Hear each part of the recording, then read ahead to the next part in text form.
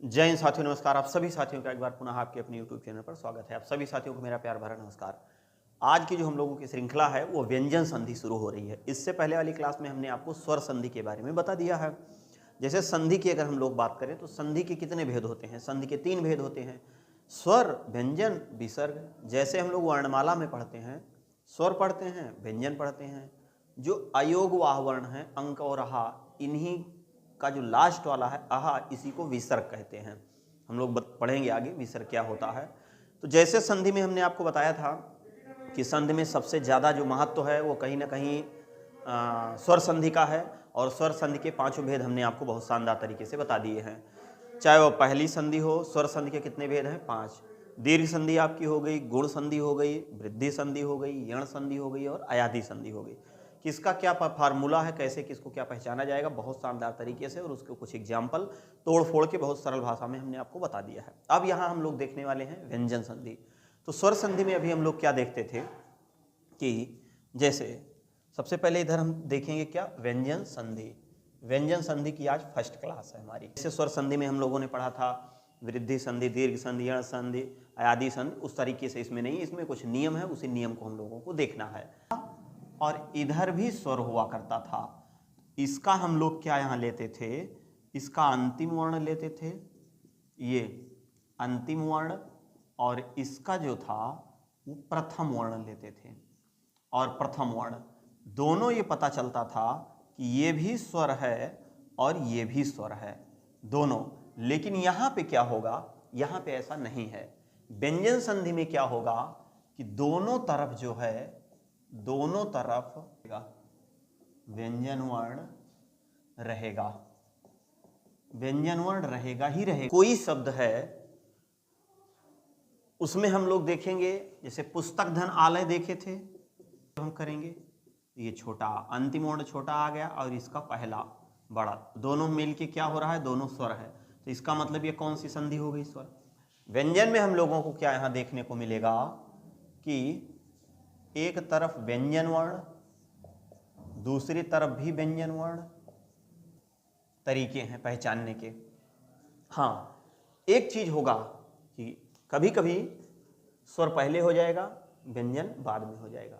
ये स्थिति बहुत रेयर केस में बनती है।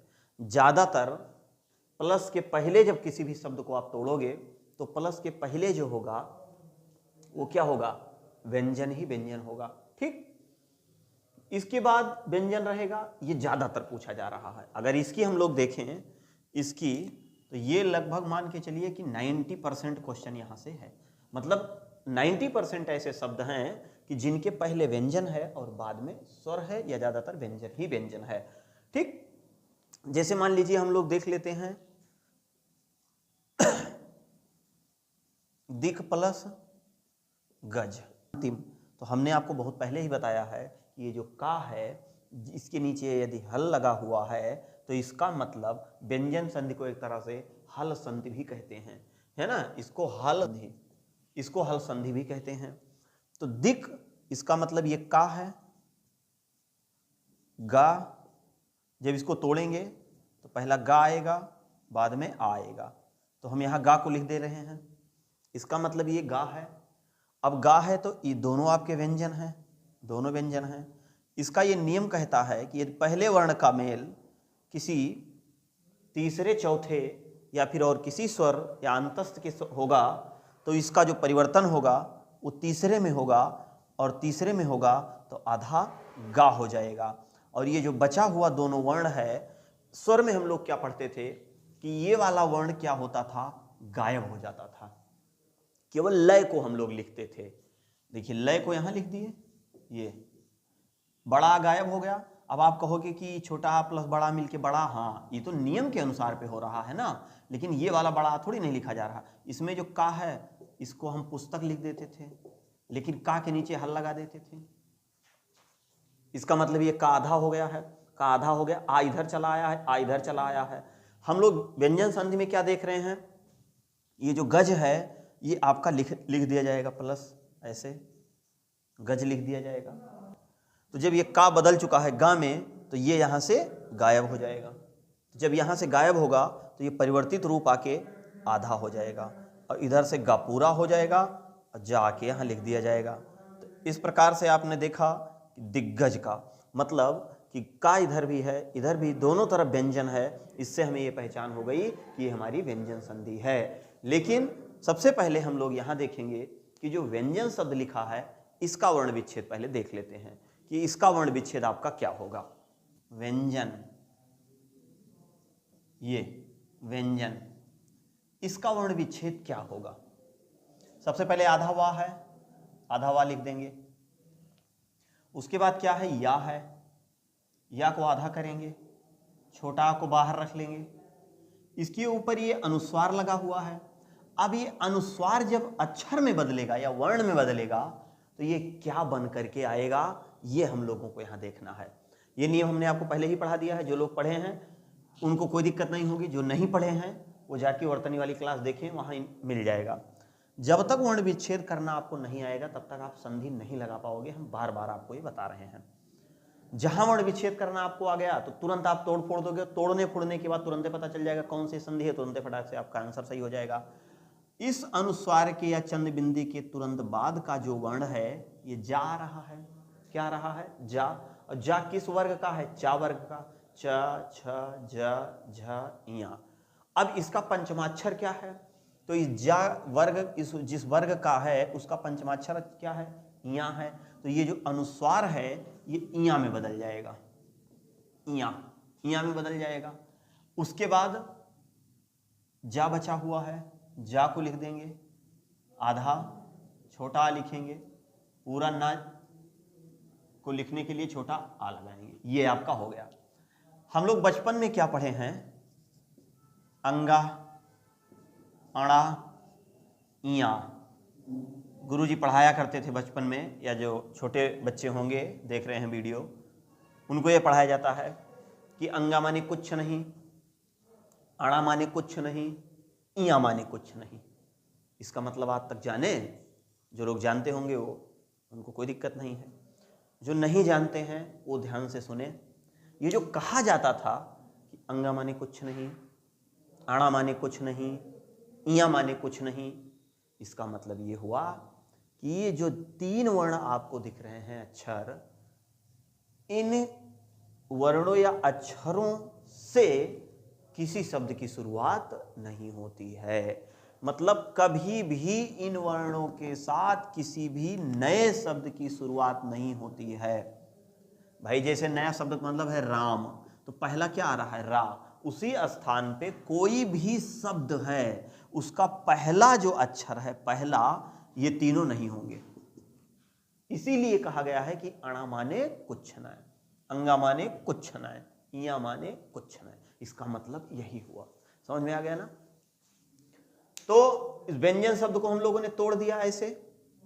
एक शब्द हम आपको दे रहे हैं, कमेंट में इसका वर्ण विच्छेद करके आप बता दीजिएगा संस्कृत शब्द का क्या होगा। एक हम आपको लिखते हैं, संस्कृत वर्ण विच्छेद क्या होगा। संस्कृत शब्द जो है इसका वर्ण विच्छेद क्या होगा, ये आप लोग कमेंट बॉक्स में हमको बताइएगा। ये जो नियम हम पढ़ रहे थे, 10% मान के चलिए इस प्रकार के शब्द दिखेंगे। इसका मतलब क्या हुआ, हमने भी आपको तोड़ के बताया ना कि प्लस के पहले ज्यादातर आपको व्यंजन वर्ण ही मिलेंगे।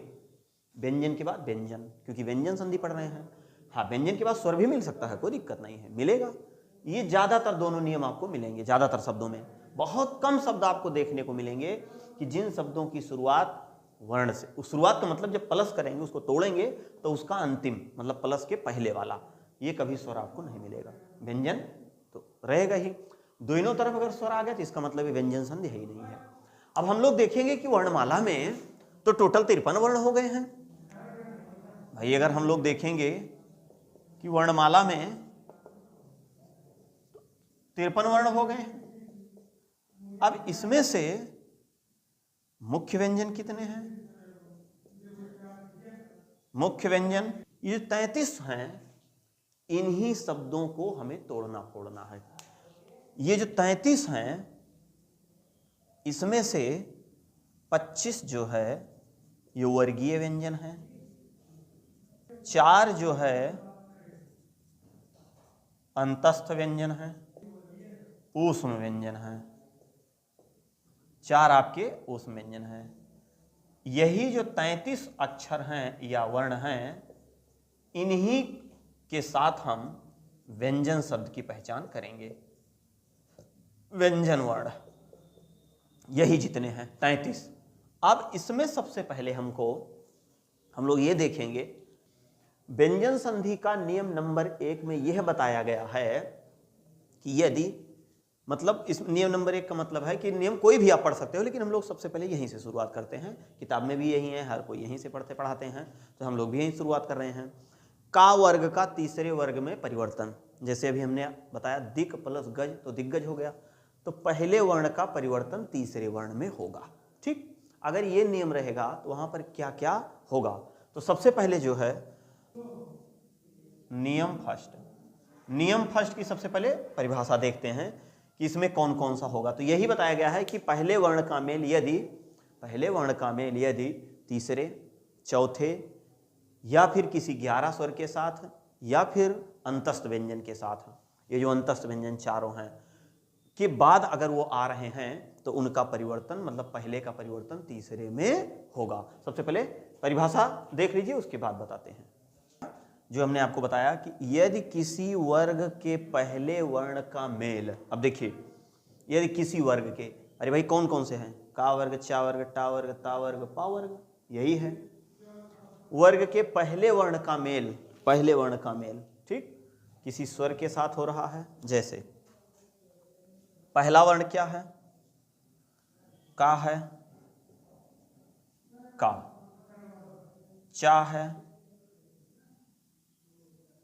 टा है, ता है, पा है, कु, चू, टू, तू, पू। इस ट्रिक से हमने आपको बताया था, या वैसे इसको रट डालिए, इसमें ट्रिक फ्रिक क्या है? का वर्ग, चा वर्ग, टा वर्ग, ता वर्ग, पा वर्ग। ठीक, यही ये कह रहा है। यदि किसी वर्ग के, ये देखिए, यदि किसी वर्ग के पहले वर्ण का मेल किसी स्वर के साथ हो रहा है, अब इधर प्लस का निशान लगा है। भाई जब संधि विच्छेद करते हो किसी शब्द का तो क्या होता है? प्लस लगाते हो।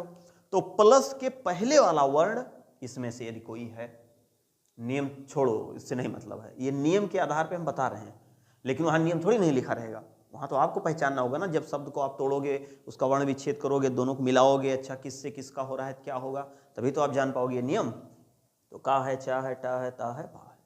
इसके बाद क्या कह रहा है? स्वर आएगा। स्वर की संख्या कितनी है? तो स्वर की संख्या है टोटल 11। ये जितने 11 स्वर हैं उनमें से कोई भी आ सकता है। हमने आपको बताया है व्यंजन संधि में कि पहला व्यंजन होगा, दूसरा स्वर भी हो सकता है, पहला व्यंजन वर्ण होगा, दूसरा भी व्यंजन वर्ण हो सकता है, या पहला स्वर होगा, दूसरा भी व्यंजन वर्ण हो सकता है। लेकिन ये स्थिति बहुत कम बनती है, 90% आपकी ये दोनों ज़्यादा मिलते हैं, और आप अभी देखेंगे भी क्या बन रहा है क्या नहीं बन रहा है। स्वर हो गया। उसके बाद कह रहे तीसरा वर्ग, तो जैसे का है तो का पूरा नीचे वाला, नीचे तक कु, चू, टू, तू, पू, पू, ये पहला वर्ग हो गया। उसके बाद खा है, ये दूसरा हो गया। गा है, ये तीसरा हो गया। तो वही तीसरे वर्ग का। अब इसमें या स्वर भी आएगा, आप लिख का निशान लगाते हैं, तीसरे या चौथे कह रहा है। तीसरे में आ सकता 11 स्वर में से कोई भी एक हो, तीसरे में से पांचों में से कोई भी एक हो, चौथे में से भी कोई हो, चाहे जो चौथे में भी कोई हो, कामा। उसके बाद अंतस्थ व्यंजन। अंतस्थ का मतलब हमने आपको ये बताया है 4, यारा, लावा। अंतस्थ में भी कोई आ रहा है तो भी आपका हो जाएगा। अंतस्थ व्यंजन, ये अंतस्थ व्यंजन। यदि किसी भी शब्द को जब हम तोड़ेंगे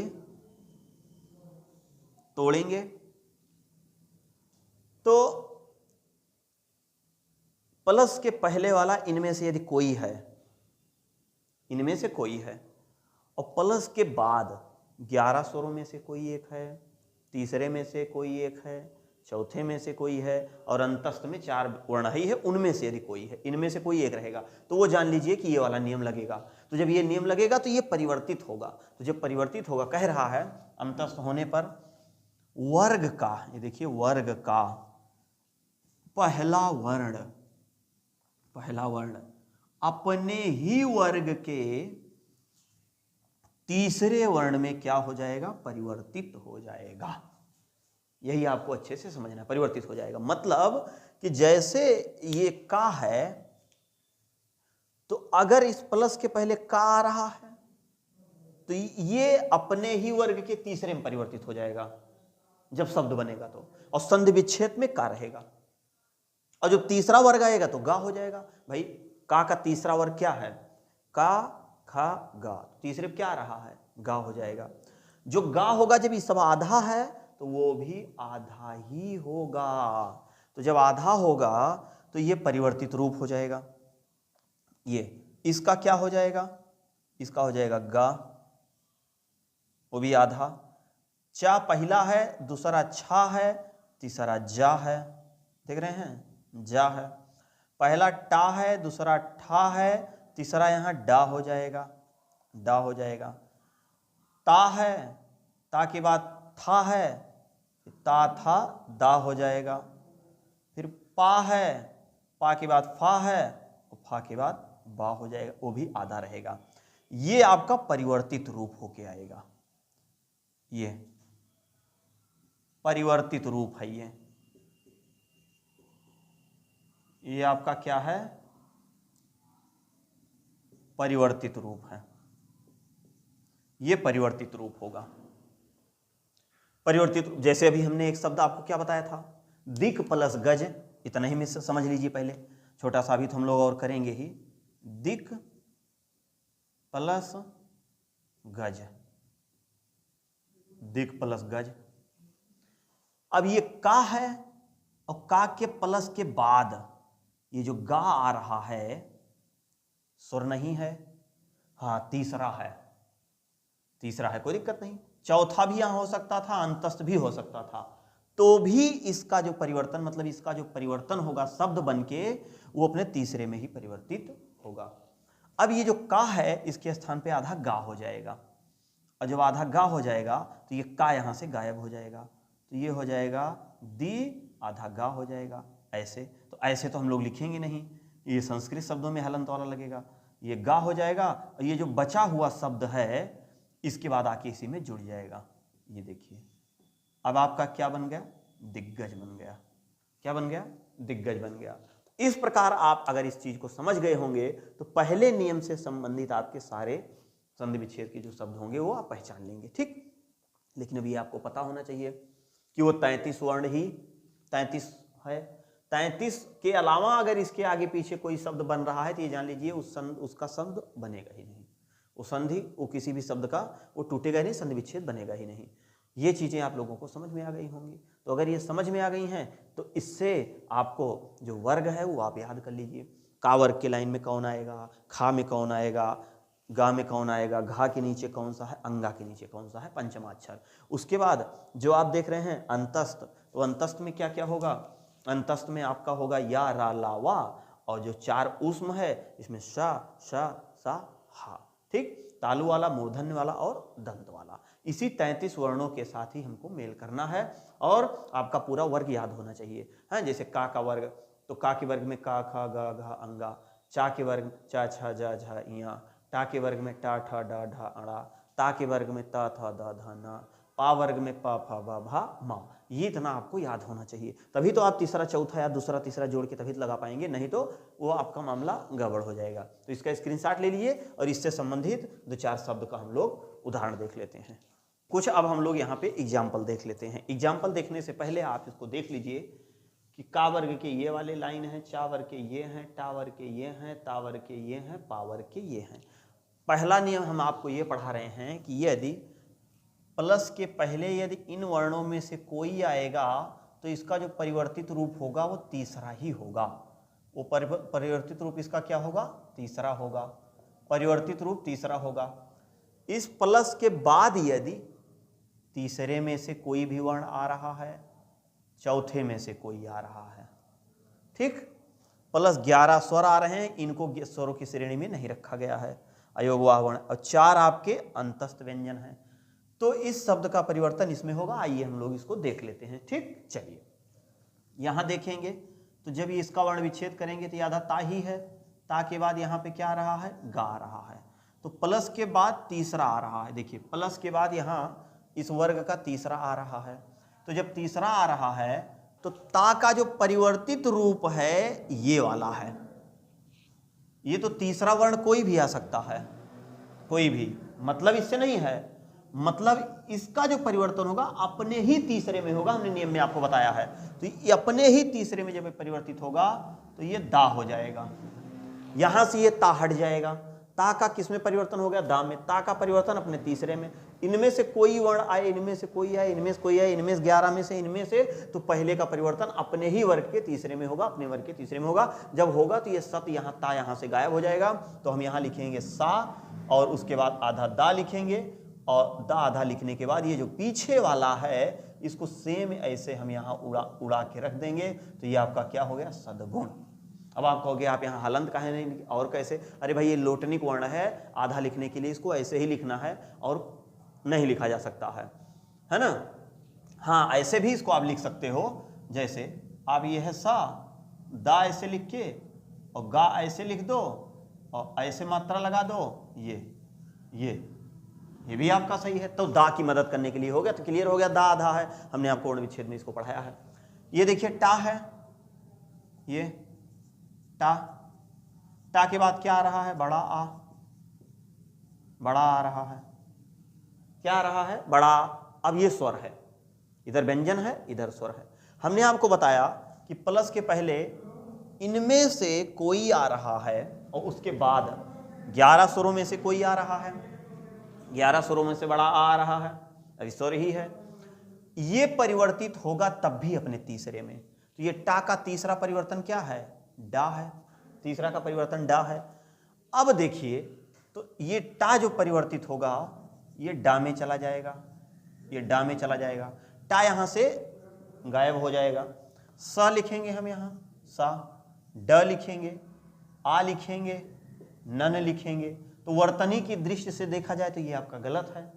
सड आनन है तो सडानन।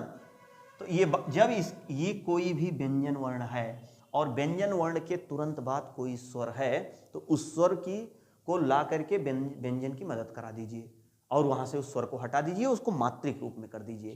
तो जब ये मात्रिक रूप में होगा तो ये इधर से जुड़ के इधर चलाएगा। तो जब ये जुड़ेगा तो ये हो जाएगा सा और डा पे आ का मात्रा और ये न और ये न, आपका क्या हो गया, सडानन। ये आपका सही हो गया, ठीक। उसी प्रकार इसका देखिए, दिक प्लस अंत का आ गया इधर आधा, प्लस छोटा आ रहा है, का है, इसमें से स्वर आ रहा है, ये छोटा आ है। तो अब इसका परिवर्तन गा में ही होगा, ये आधा गा में परिवर्तित हो जाएगा, आधा गा में। का का तीसरा गा है, का यहाँ से गायब हो जाएगा। जब का यहाँ से गायब होगा तो यहाँ दी लिखेंगे, गा को लगाएंगे।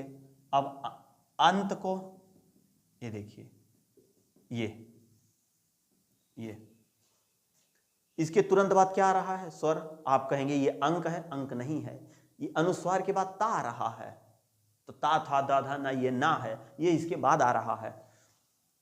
ये इसकी मदद करने के लिए चलाएगा आ। तो जब ये मात्रिक हो जाएगा तो नीचे से हल गायब हो जाएगा। तो जब हल गायब हो जाएगा तो ये दी हो जाएगा,